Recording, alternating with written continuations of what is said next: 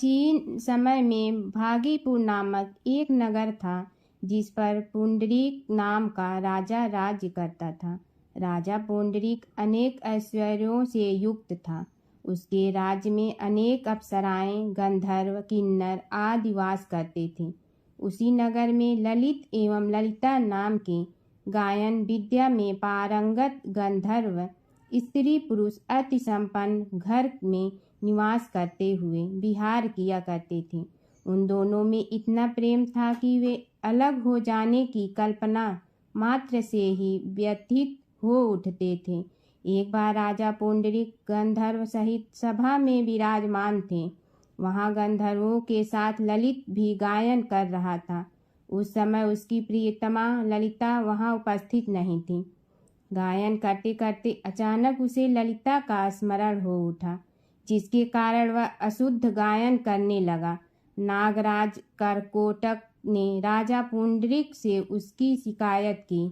इस पर राजा को भयंकर क्रोध आया और उन्होंने क्रोधवश ललित को श्राप दे दिया। अरे नीच, तू मेरे सम्मुख गायन करते हुए भी अपनी स्त्री का स्मरण कर रहा है। इससे तू नरभक्षी दैत्य बनकर अपने कर्म का फल भोग। ललित गंधर्व उसी समय राजा पुंडरीक के श्राप से एक भयंकर दैत्य में परिवर्तित हो गया। उसका मुख विकराल हो गया। उसके नेत्र सूर्य चंद्र के समान प्रदीप्त होने लगे। मुंह से आग की भयंकर ज्वालाएं निकलने लगी। उसकी नाक पर्वत की कंदरा के समान विशाल हो गई तथा गंधर्व पहाड़ के समान दिखाई देने लगी। उसकी भुजाएं 2-2 योजन लंबी हो गई। इस प्रकार उसका शरीर 8 योजन का हो गया। इस तरह राक्षस बन जाने पर वह अनेक दुख भोगने लगा। अपने प्रीतम ललित का ऐसा हाल होने पर ललिता अथाह दुख से व्यथित हो उठी। वह अपने पति के उद्धार के लिए विचार करने लगी कि मैं कहाँ जाऊं और क्या करूं, किस जतन से अपने पति को इस नरक तुल्य कष्ट से मुक्त कराऊं। राक्षस बना ललित घोर वनों में रहते हुए अनेक प्रकार के पाप करने लगा। उसकी स्त्री ललिता भी उसके पीछे पीछे जाती और उसकी स्थिति देखकर विलाप करने लगती। एक बार वह अपने पति के पीछे पीछे चलते हुए विंध्याचल पर्वत पर पहुंच गई। उस स्थान पर उसने श्रृंगी मुनि का आश्रम देखा। वह शीघ्रता से उस आश्रम में गई तथा मुनि के समक्ष पहुंचकर दंडवत प्रणाम कर विनती भाव से प्रार्थना करने लगी। हे महर्षि, मैं वीर धन्वा नामक गंधर्व की पुत्री ललिता हूँ। मेरा पति राजा पुंडरीक के श्राप से एक भयंकर दैत्य बन गया है। उससे मुझे अपार दुख हो रहा है। अपने पति के कष्ट के कारण मैं बहुत दुखी हूँ। हे मुनि श्रेष्ठ, कृपा करके आप उसे राक्षस योनि से मुक्ति का कोई उत्तम उपाय बताएं।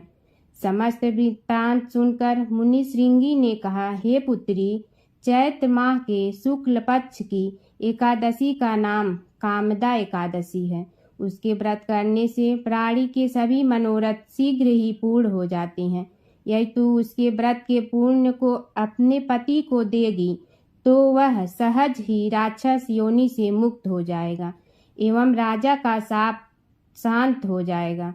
ऋषि के कहे अनुसार ललिता ने श्रद्धा पूर्वक व्रत किया तथा द्वादशी के दिन ब्राह्मणों के समक्ष अपने व्रत का फल अपने पति को दे दिया और ईश्वर से प्रार्थना करने लगी, हे प्रभु, मैंने जो यह उपवास किया है उसका फल मेरे पति देव को मिले, जिससे उनकी राक्षस योनि से शीघ्र ही मुक्ति हो। एकादशी का फल देते ही उसका पति राक्षस योनि से मुक्त हो गया और अपने दिव्य स्वरूप को प्राप्त हुआ। वह अनेक सुंदर वस्त्रों तथा आभूषणों से अलंकृत होकर पहले की भांति ललिता के साथ विहार करने लगा। कामदा एकादशी के प्रभाव से वह पहले की भांति सुंदर हो गया तथा मृत्यु के पश्चात दोनों पुष्पक विमान पर बैठकर विष्णु लोक को चले गए। बोलो विष्णु भगवान की जय। 11 माता की कहानी। एक बूढ़ी माँ ने एक बार एकादशी का व्रत रखा। बड़ी ही भाव भक्ति से पूजा अर्चना की। उन्हें वृद्धावस्था में क्या बाधा थी।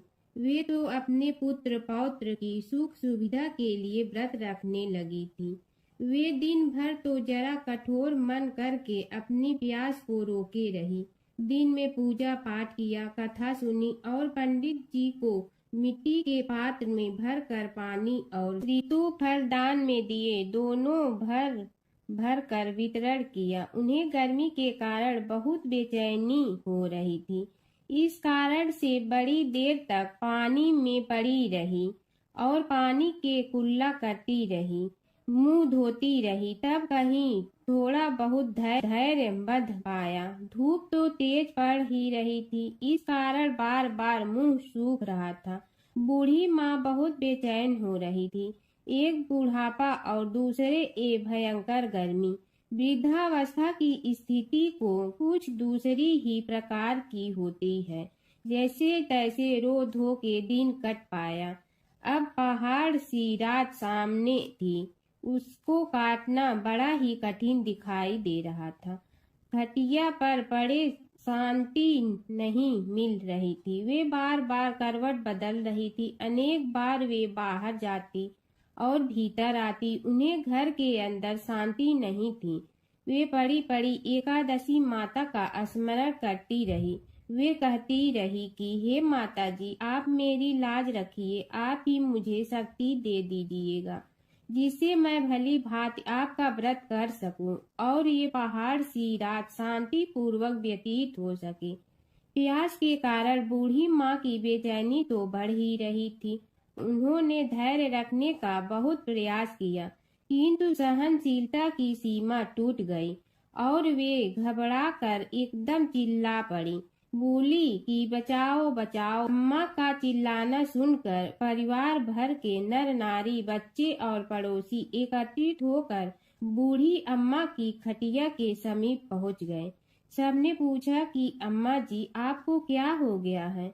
आप क्यों चिल्ला पड़ी थी? आप इस वृद्धावस्था में एक कठिन व्रत क्यों कर रही हैं? अम्मा जी, शक्ति से ही भक्ति होती है। थोड़ी ही देर में वे फिर से बोली कि अरे, हमारे तो प्राण ही निकलने जा रहे हैं। मेरी छाती पर ठंडे पानी का घड़ा रख दीजिए। नातियों ने दादी की छाती पर ठंडे पानी का पात्र रख दिया। तब कहीं उन्हें थोड़ा बहुत आराम मिला और थोड़ी देर के लिए उन्होंने अपनी आंखें बंद कर ली। एकादशी माता ने सोचा कि ये बूढ़ी अम्मा है तो बहुत कठोर, जरा जाकर उसकी परीक्षा लेना चाहिए। वे आधी रात को मुर्गा बनकर टेर लगाने लगी। मुर्गा की आवाज सुनकर दादी जल्दी से उठी और बाहर जाकर आसमान की ओर देखा, किंतु आसमान में कहीं उन्हें प्रातःकालीन तारा नहीं दिखाई दिया। वे सोचने लगी कि ये मुर्गा क्यों और कैसे बोल गया है। उन्हें प्यास तो बढ़ ही रही थी। थोड़ा बहुत उनका मन भी विचलित होने लगा था, किंतु अंत में उन्होंने दृढ़ निश्चय किया कि मैं अब व्रत को पूर्ण करके ही छोड़ूंगी, चाहे भले ही मेरे प्राण निकल जाएं। ये सोचकर फिर वे खटिया पर शिथिल होकर लेट गए। थोड़ी ही देर में एकादशी माता ने उनकी फिर से परीक्षा लेनी चाहिए। एक छोटी सी बालिका एक गिलास में शरबत लेकर उनके सिरहाने खड़ी हो गई और जोर से बोली कि दादी जी, सवेरा हो गया है, आप हाथ मुंह धोकर शरबत पी लीजिए।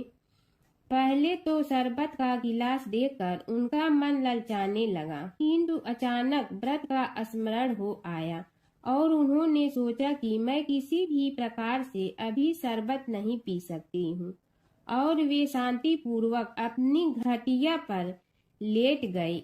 फिर थोड़ी ही देर में उन्हें ऐसा लगा कि जैसे किसी ने उन्हें पानी के कुएं में पटक दिया हो। वे बड़ी देर तक उस कुएं में हाथ पांव चलाती रही, किंतु उन्होंने अपने मुंह में पानी की एक बूंद भी नहीं जाने दी और वे दृढ़ता पूर्वक अपना व्रत पालती रही। थोड़ी ही देर में न जाने कहां से सामने आग जलने लगी, जिससे भारी गर्मी पड़ने लगी। प्यास के कारण प्राण निकलने लगे, किंतु बूढ़ी अम्मा का कुछ भी नहीं बिगड़ पाया। वे जहां की तहां मुस्कुराती हुई बैठी रही। थोड़ी ही देर में बाहर प्रकाश दिखाई देने लगा। ऐसा लगा कि जैसे सवेरा हो गया हो। बूढ़ी अम्मा ने जब बाहर निकल कर देखा तो समझ गई कि अभी सवेरा होने में 3-4 घंटे की देरी है। यह जानकर वे शांति पूर्वक इधर उधर घूमने फिरने लगी। एकादशी माता ये बात अच्छी तरह से समझ गई कि ये बूढ़ी अम्मा किसी भी प्रकार से अपने व्रत से नहीं टल सकती है। वे उनके सत्य व्रत को अच्छी तरह से समझ गई।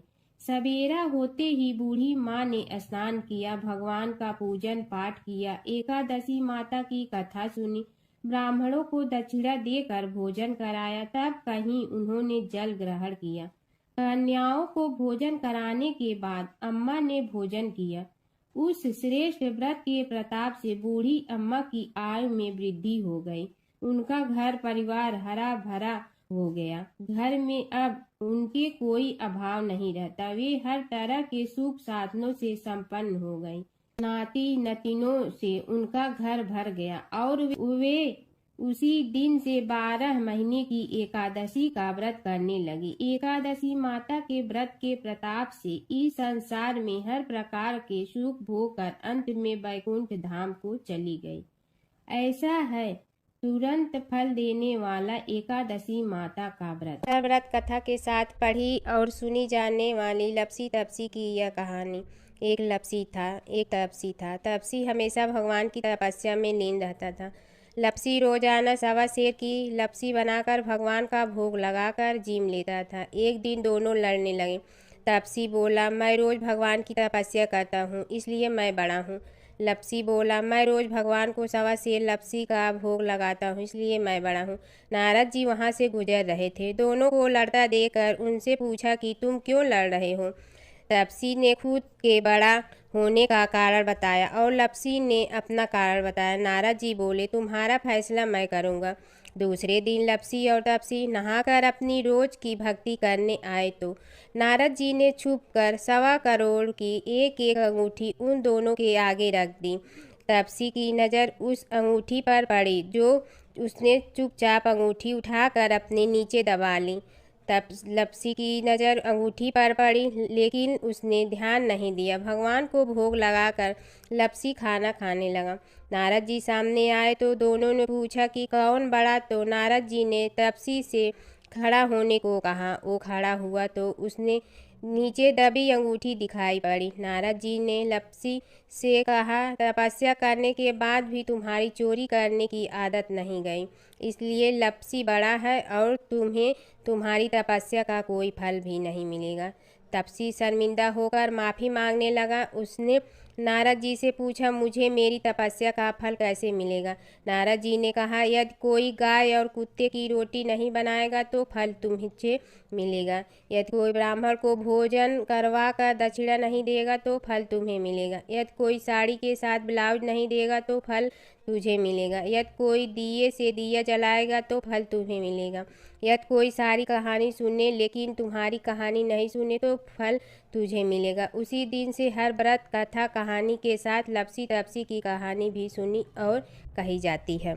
ओम जय जगदीश हरे, स्वामी जय जगदीश हरे। भक्त जनों के संकट क्षण में दूर करे। ओम जय जगदीश हरे। जो ध्यावे फल पावे, दुख बिन दे मन का। सुख संपत्ति घर आवे, कष्ट मिटे तन का। ओम जय जगदीश हरे। मात पिता तुम मेरे, शरण कहूँ किसकी। तुम विनय और न दूजा, आस करूँ जिसकी। ओम जय जगदीश हरे। तुम पूर्ण परमात्मा, तुम अंतर्यामी। पार ब्रह्म परमेश्वर, तुम सबके स्वामी। ओम जय जगदीश हरे। तुम बिंदा के सागर, तुम पालन करता। मैं मूर्ख कल काम, कृपा करो भरता। ओम जय जगदीश हरे। तुम हो ये कय गोचर सबके प्राणपति, किस विधि मिलूं दया में तुमको मैं कुमति। ओम जय जगदीश हरे। दीन बंधु दुख हरता तुम रक्षक मेरे, अपने हाथ उठाओ द्वार पड़ा तेरे। ओम जय जगदीश हरे। विषय विकार मिटा पाप हरो देवा, श्रद्धा भक्ति बढ़ाओ संतन की सेवा। ओम जय जगदीश हरे। तन मन धन सब तेरा, स्वामी सब कुछ है तेरा। तेरा तुझको अर्पण क्या लागे मेरा। ओम जय जगदीश हरे। जय जगदीश हरे। स्वामी जय जगदीश हरे। भक्त जनों के संकट क्षण में दूर करे। ओम जय जगदीश हरे। स्वामी जय जगदीश हरे।